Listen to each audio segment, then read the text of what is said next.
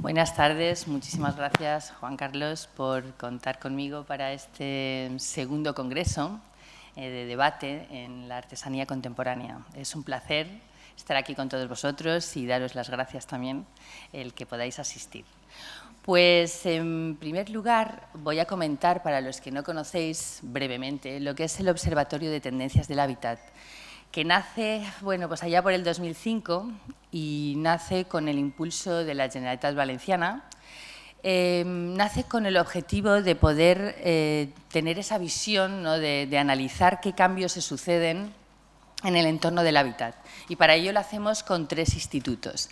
El Instituto Textil, AITEX, el Instituto Metal y Madera y Afines, más o menos el del mueble, que es AIDIME, y el Instituto de Tecnología Cerámica.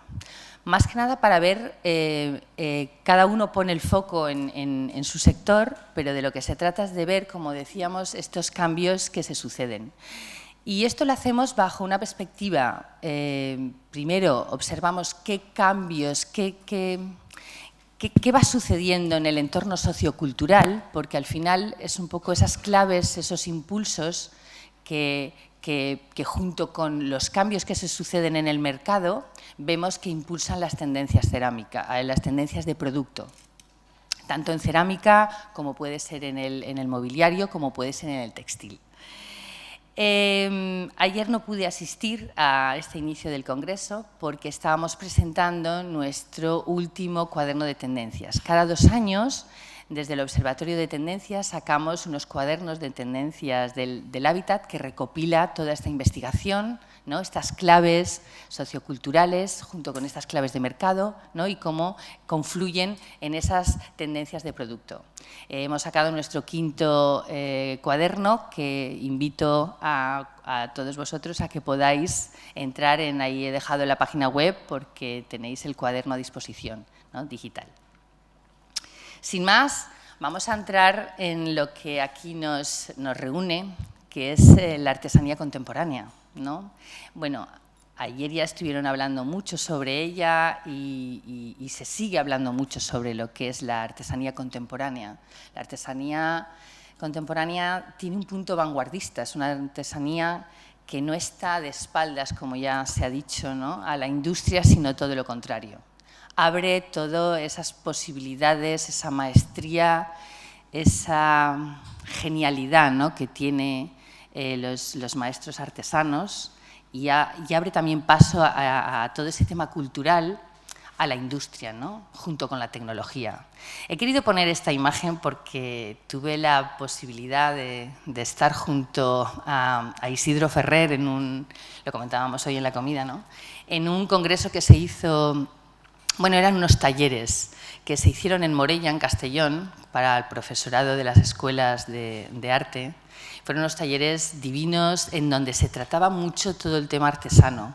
Y allí Isidro pues, nos comentó el cómo trabaja, ¿no?, y cómo trabajó con Lucifer para generar junto con un artesano, un gran artesano como es Manolo Martín, y realizaron esta lámpara que a mí me dejó fascinada, ¿no? Y es un poco ese punto que tiene la artesanía, ¿no?, de lanzar la emotividad, la emoción, ¿no?, que nos llegue un poco al corazón. Y bueno, pues aquí hay que decir que por un lado tenemos, ¿no?, a ese diseñador, a ese Isidro Ferrer, que bueno, imagina ese tipo de lámpara para generar la emoción, pero que se une con un artesano que conoce muy bien la maestría y recoge una artesanía propia fallera, ¿no? Es ese trabajar con las varetas, le llaman, creo que se llama así, las varetas de madera, ¿no?, son esas tiras y bueno, y generan, la verdad es que se llama el Bird, tiene un tamaño grande, pero lo han resuelto incluso en tamaño pequeño, ¿no? Como veremos, aquí el foco está puesto, como pongo ahí, ¿no?, en esa comunicación emocional, en lanzar emoción, ¿no? Y este es uno de los puntos que, como veréis, se habla bastante en la artesanía contemporánea.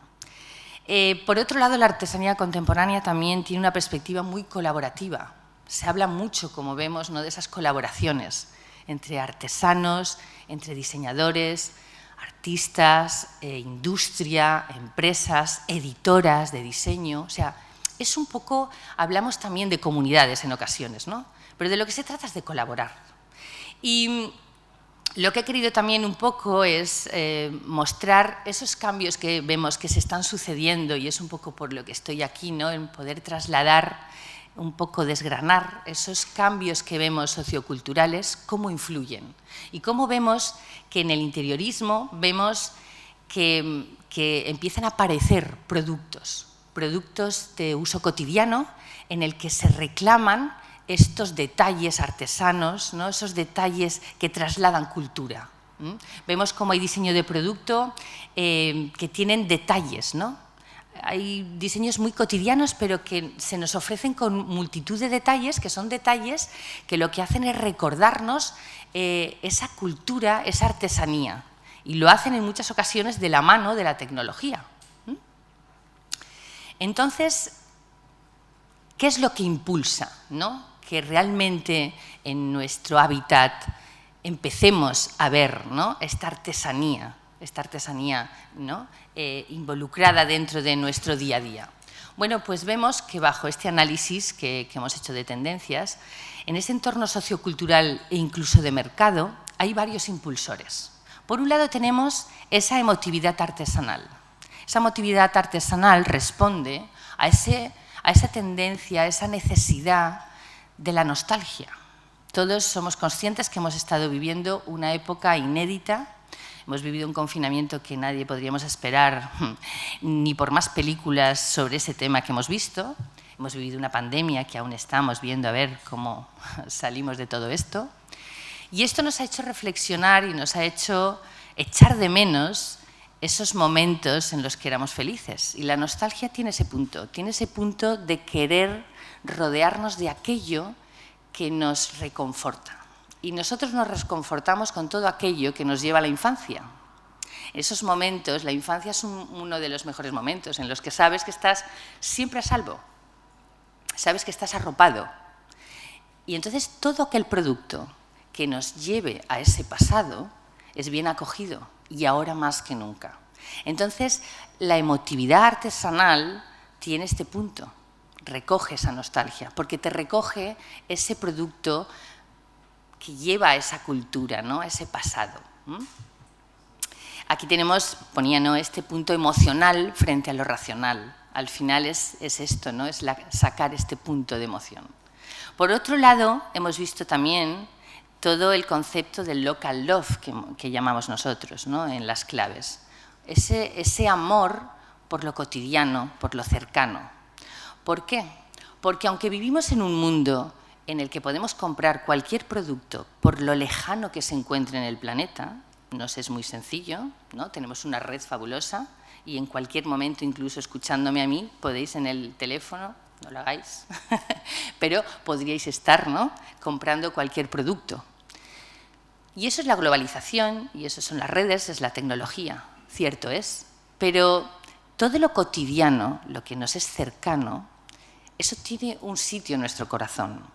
Y ahora que encima estamos inmersos en una problemática de recursos energéticos, la estamos viviendo de lleno, es otro golpe que se nos está dando y tenemos que ver cómo vamos a salir, pero esto también hace que amemos ese producto local, ese producto cercano, que no tenga que venir de tan lejos, cuando lo tenemos cerca de casa.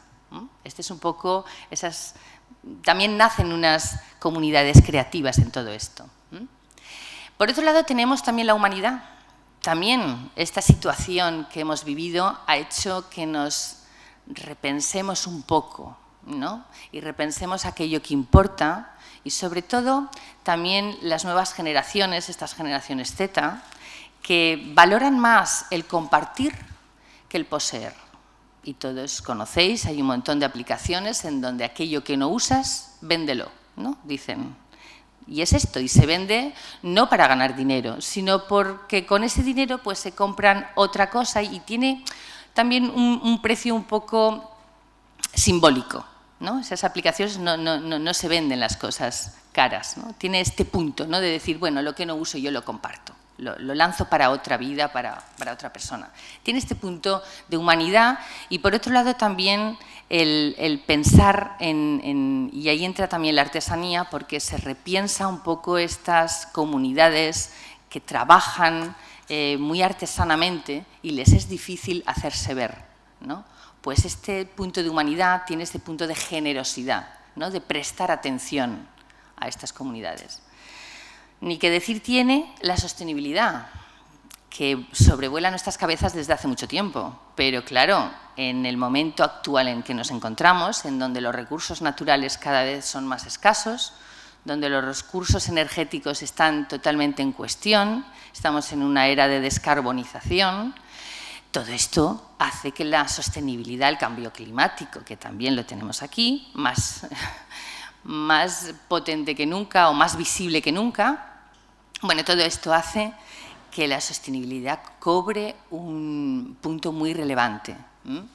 Y aparece todo este concepto de ecodiseño, de intentar utilizar materiales naturales, reutilizarlos, los desechos. Por otro lado, tenemos la tecnología que siempre acompaña. La tecnología es la que nos ayuda, es la gran aliada de la innovación, que bueno, ayer un poco se cuestionaba, ¿no? Quiero recordar que fue Judy Capella el que cuestionaba este punto de innovación, si siempre era tan positivo, ¿no?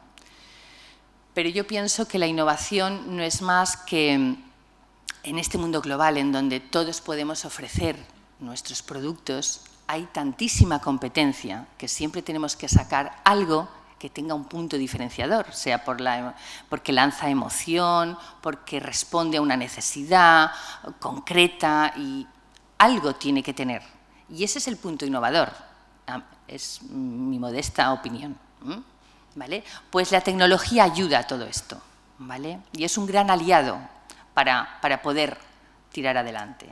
Y luego todo el punto de colaboración, de comunidades, que aquí es donde entra este discurso que os decía, ¿no? De colaborar los artesanos con los diseñadores, con la industria, con los editores, los gestores. Es un poco generar esa colaboración y en esas colaboraciones es donde creo que hay que poner el foco, ¿no? En poder lanzar estas nuevas comunidades, ¿no?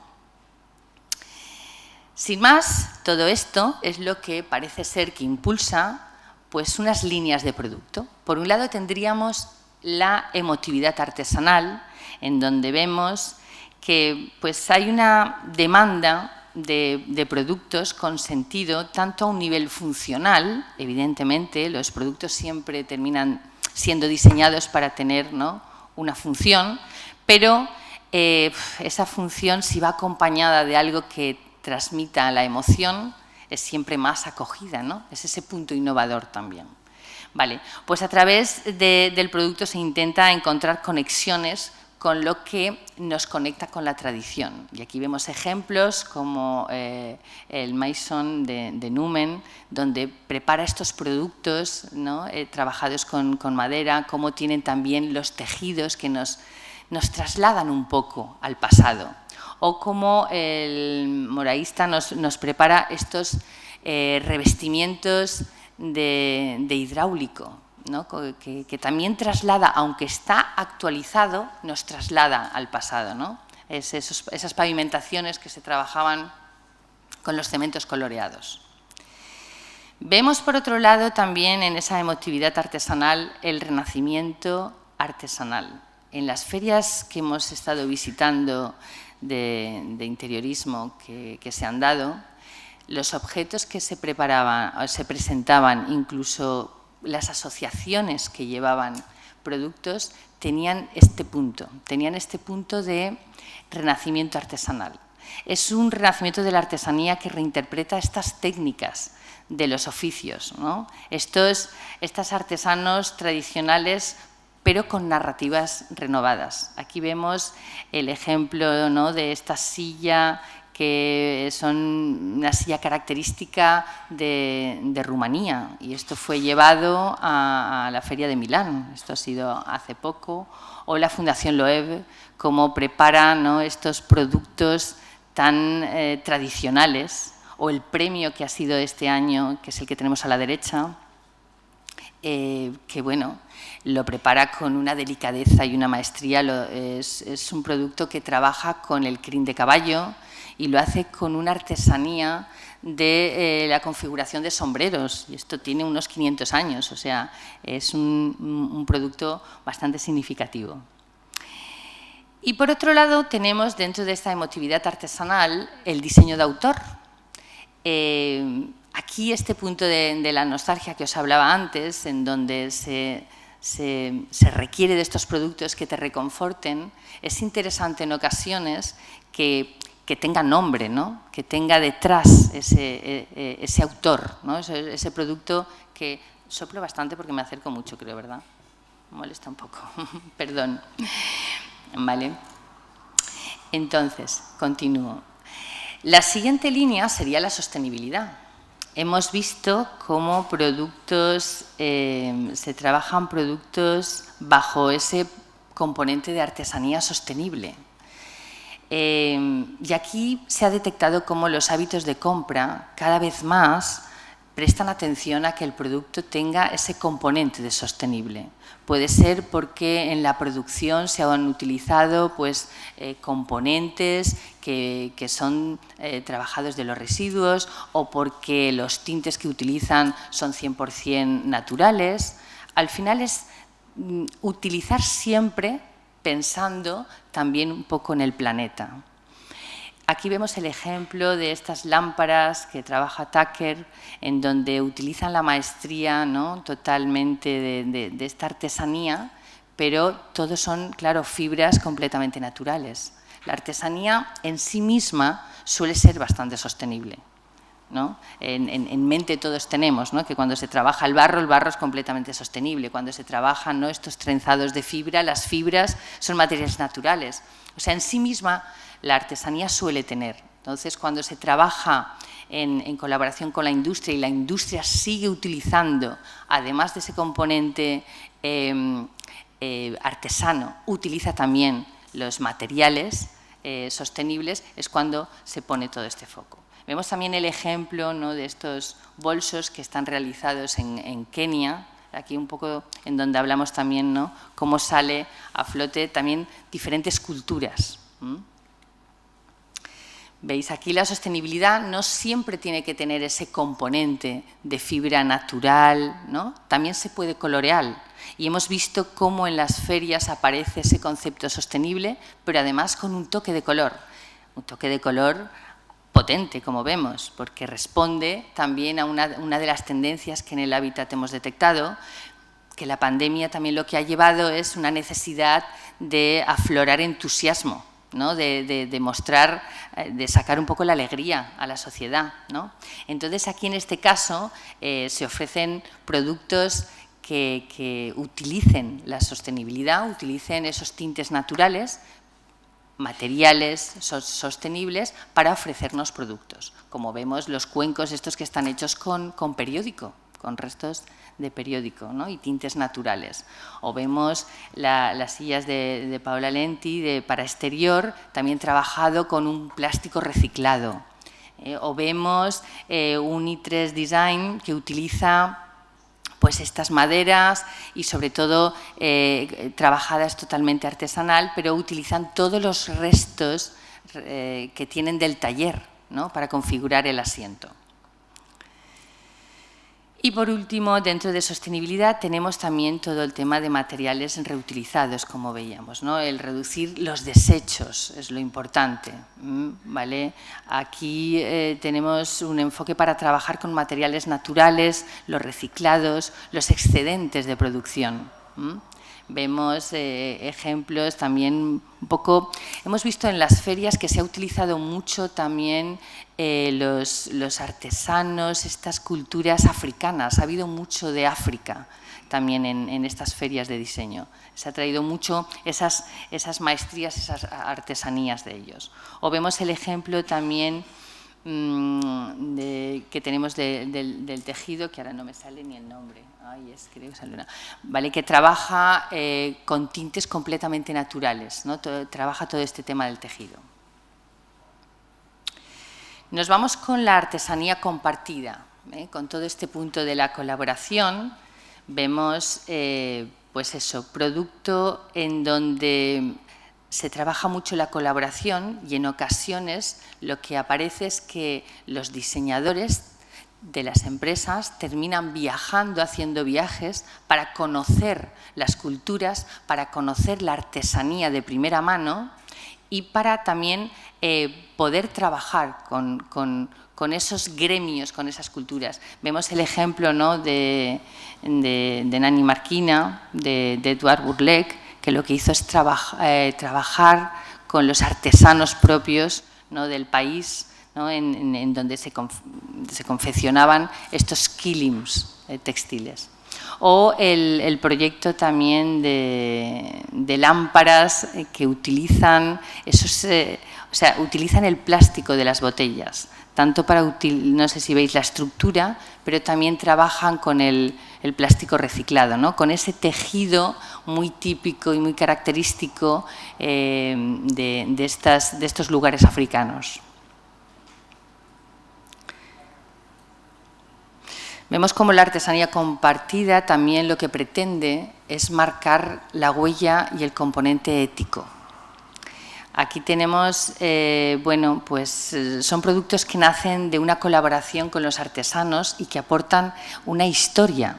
Al final, esa historia también hemos visto que el hábitat termina incorporando mucho producto y sobre todo cuando se habla de trasladarlo al mercado, de cómo se ofrece en el mercado, a veces lo que se requiere es que el producto tenga su propia historia.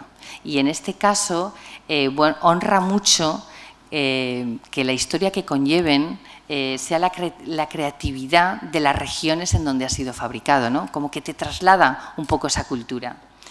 Bueno, vemos ejemplos como los bancos C1, que han sido trabajados con cuidadosamente todo lo que es la estructura de madera, pero cómo han sido encordados manualmente, ¿no?, que es con esa artesanía tan tradicional del encordado.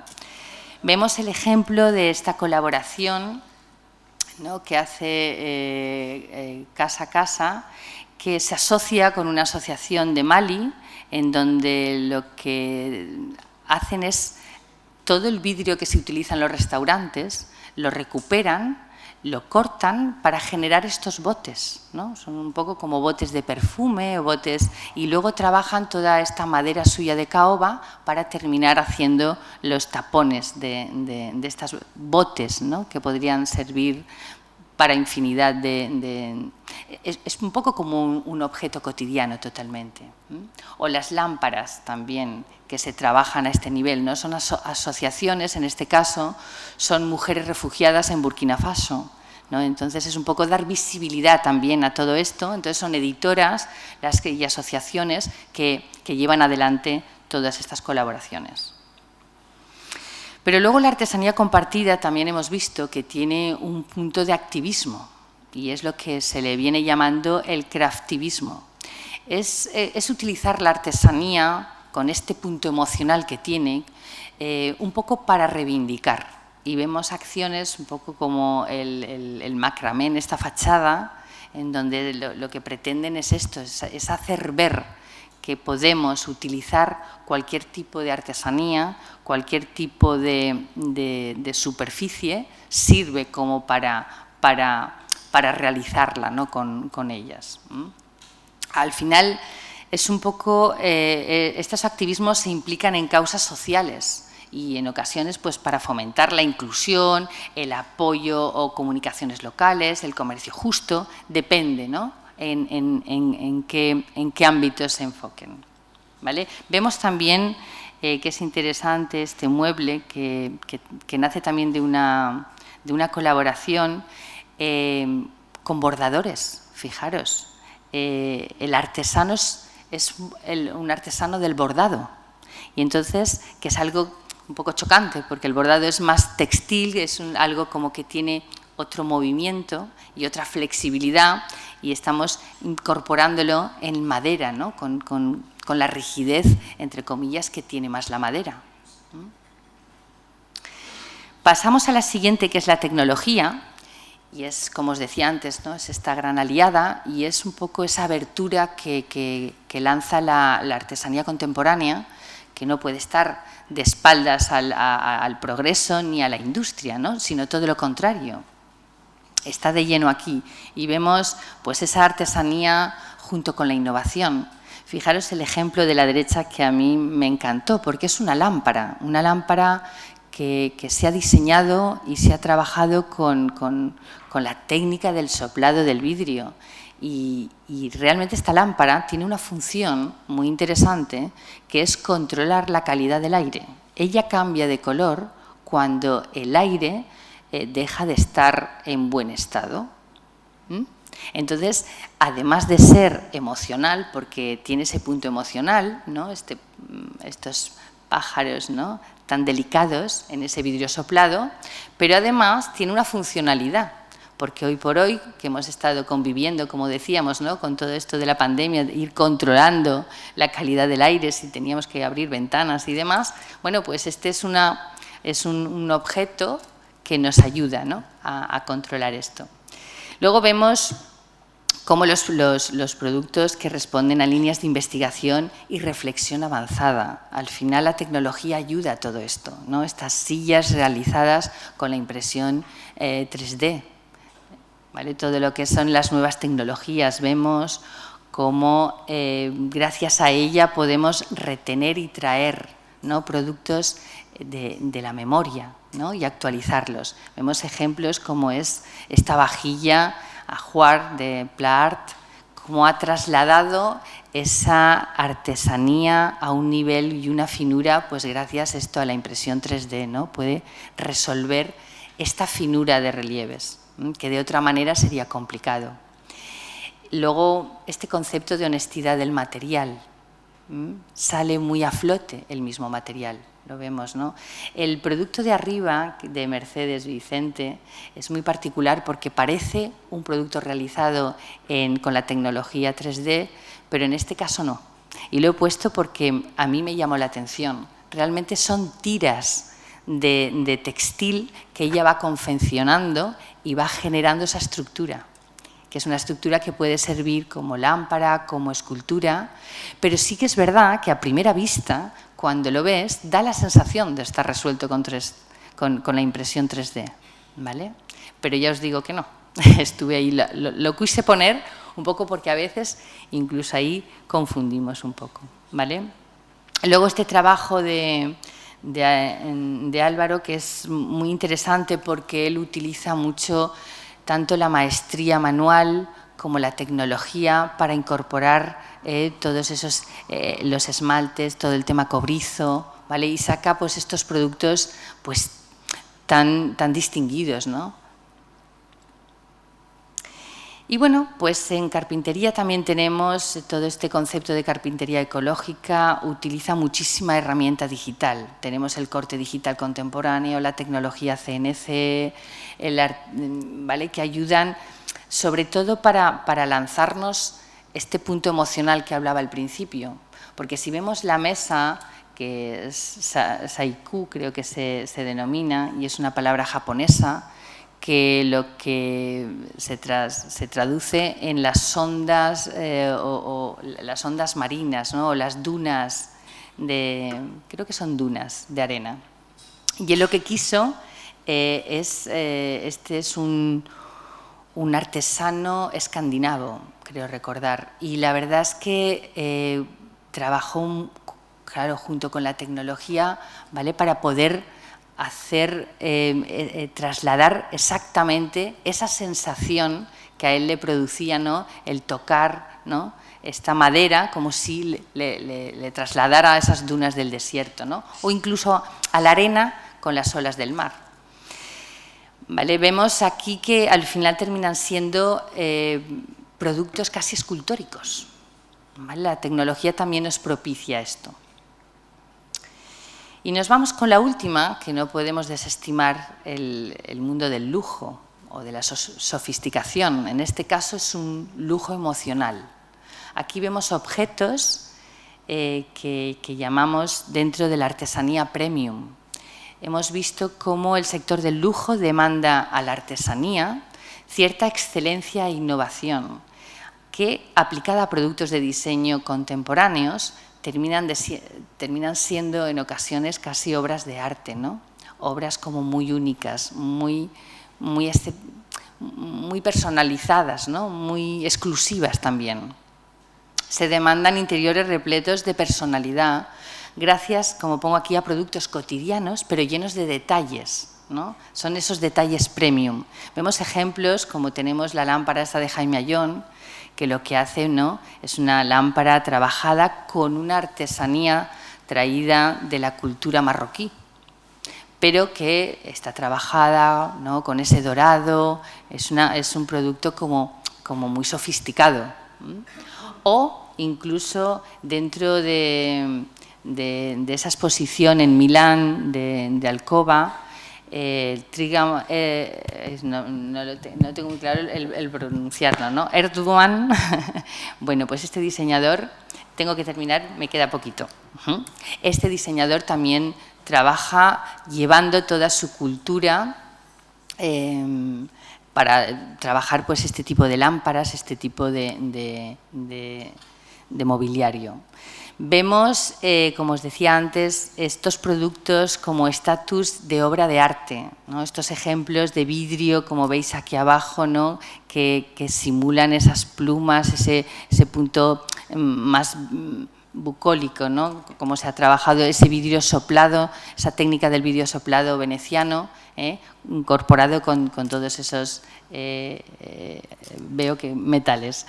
Bueno, vemos ejemplos de todo tipo en los productos del hábitat, ¿no? Vemos aquí lámparas en las que incorporan todas esas técnicas artesanales más sofisticadas, incluso las combinan con las más cotidianas.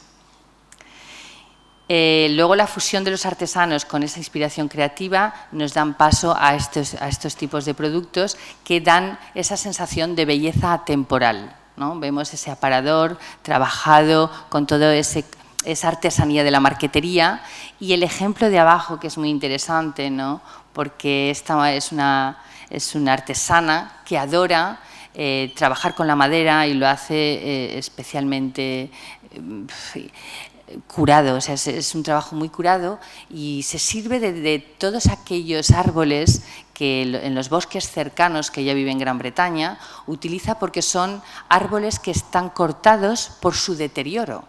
Ella los termina trabajando de una manera, ya os digo, increíble para obtener este tipo de jarrones, ¿no?, este tipo de jarrones, de piezas escultóricas. Con esto podemos decir que tendríamos estas 5 líneas que creemos que responden a esos impulsos que veíamos al principio, y deseo que haya gustado, que haya encajado en esta visión. Pues muchísimas gracias a todos y espero no haberme pasado demasiado del tiempo.